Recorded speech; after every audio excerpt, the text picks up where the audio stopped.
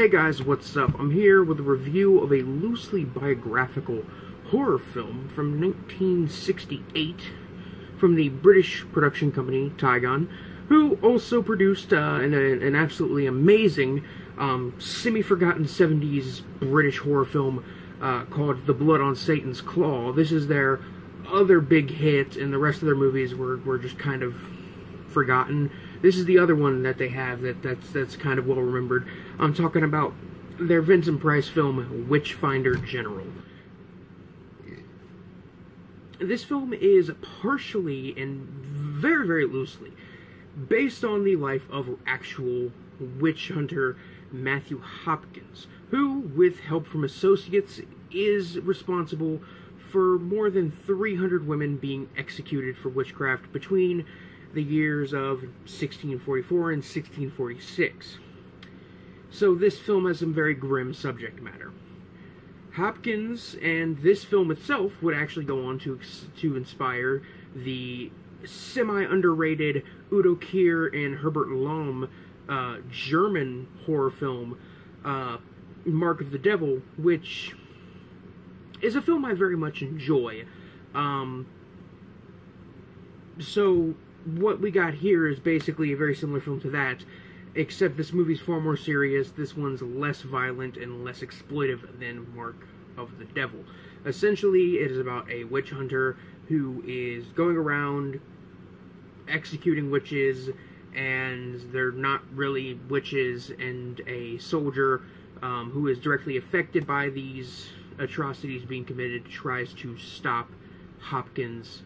And yeah, that is the story of this film.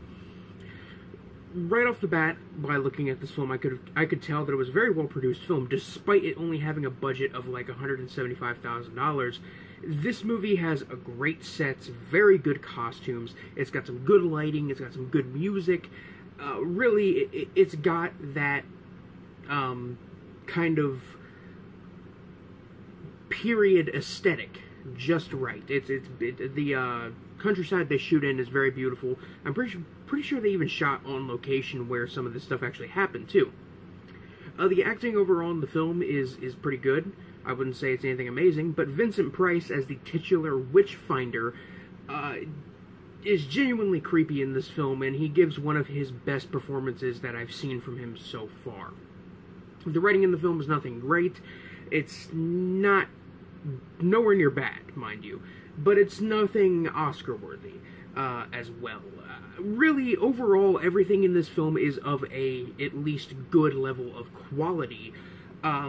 Even the pacing is pretty good in this movie. It has that kind of 60s, 70s typical, like, British hammer horror pacing that if you're familiar with the era of horror films, you might be more familiar with the pacing of this film. It does get a little slow at times, but that doesn't necessarily ruin it. I would also argue that Herbert Lom, who isn't in this film, but he is in Mark of the Devil, who plays a very similar character to Vincent Price's character in this film, I would almost argue that Herbert Lom does just as good of a job, if not an even better job, playing the Witchfinder than Vincent Price. Maybe. That's a big maybe, though, because Vincent Price is pretty great in this.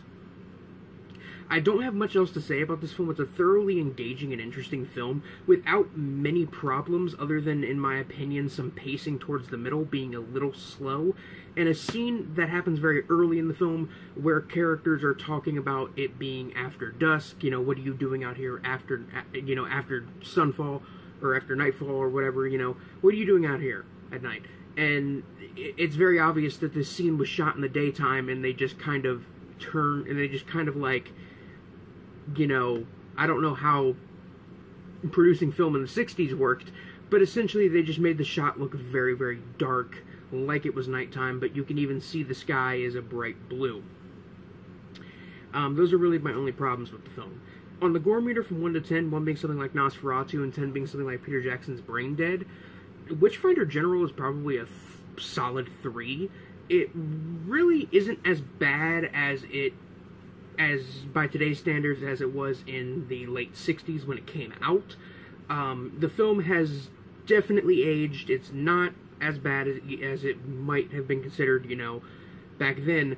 But there are a few scenes in the film that are particularly intense. Specifically, a witch-burning scene that I was genuinely surprised by how, like, intense and graphic it got for this witch-burning scene. I expected it just to be, like, kind of a fairly basic scene, but no, they went kind of a different direction with it, or at least I think they did. It went differently than I expected. I'll just leave it at that. I'm honestly feeling a strong 4 out of 5 on this movie.